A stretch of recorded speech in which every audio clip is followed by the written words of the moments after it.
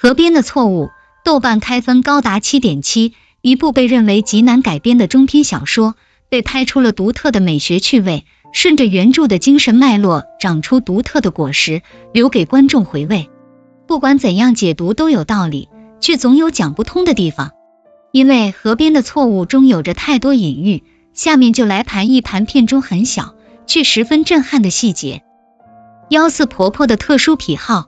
当幺四婆婆曹阳氏惨死在河边之后，马哲、朱一龙氏不认为疯子是凶手，全身心地投入案件中，试图寻找出真正的凶手。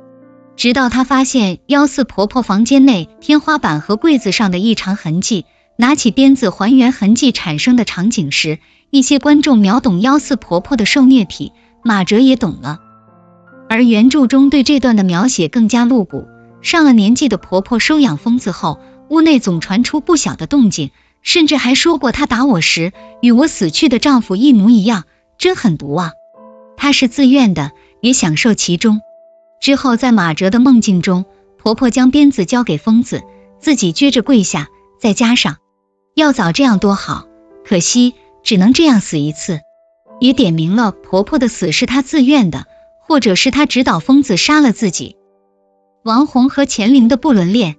录音机中的秘密被发现时，观众还以为这段录音只是小情侣之间暗戳戳的告白，不敢告诉家里。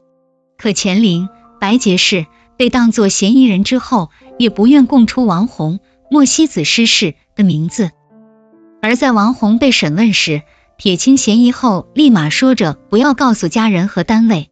在不多的镜头上也交代了王红是位老师，两人的师生恋在当时的年代不被认可。但王红留给钱玲的分手信中却写着一句，也许早点认识你会有不同，说明除了师生关系外，王红是有家庭的。许亮的异装癖。马哲找到许亮、王建宇氏，询问有谁做过大波浪的时候，许亮就知道自己的事大波浪的事实藏不住了，也许是怕自己像7年前被做伪证那样被当成凶手判刑，又或是怕自己异装癖被大家知道，淹死在众人唾沫中。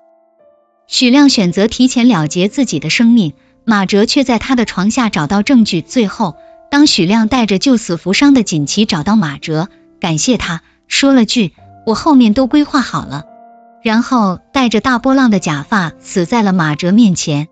马哲在确凿证据证明疯子是凶手时，死揪着大波浪不放。有异装癖的许亮宁可直接被马哲抓走，也不愿说出自己是大波浪，而马哲对真相的渴求造成了许亮的悲剧。被疯子拍死的小男孩。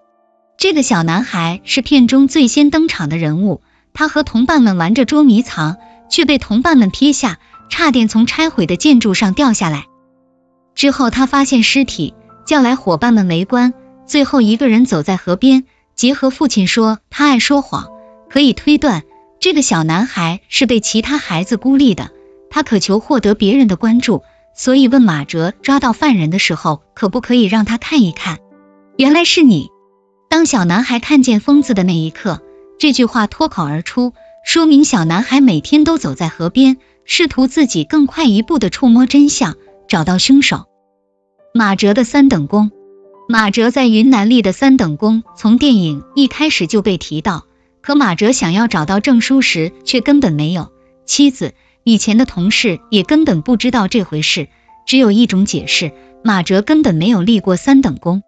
他对三等功的幻想也是他对荣誉的渴望。结合马哲在案件调查中的精神错乱，分不清梦境和现实，可以猜测马哲是有精神疾病的。而之前他的妻子在产检的时候得知肚子的孩子可能会有智力障碍，医生说是家族病史，结合马哲种种的表现，孩子的精神疾病就是遗传了马哲。洗澡的小孩。影片末尾，时间来到1年后，马哲和妻子逗着孩子玩，孩子在洗澡时，衣服在浴缸上漂浮着，小孩将手边的玩具一件件地放在漂浮着衣服上。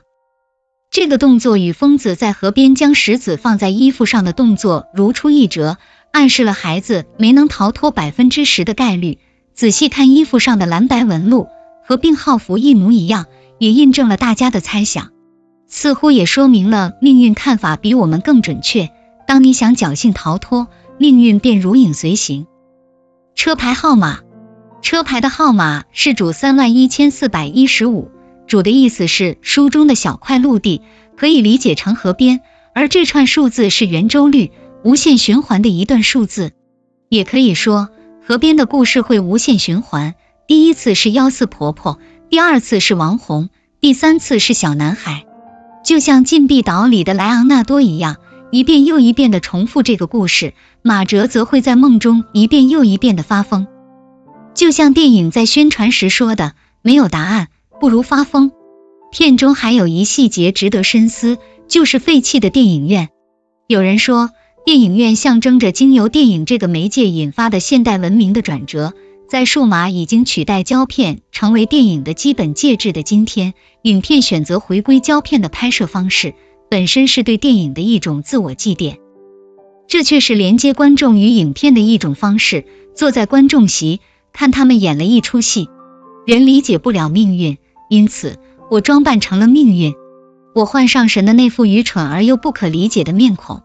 当影片结束，观众坐在影院回想影片中的一幕幕，去串联出一个完整的故事，得出自己的解读。这时候的观众就陷入了和马哲一样的推理怪圈，此时的观众就是马哲。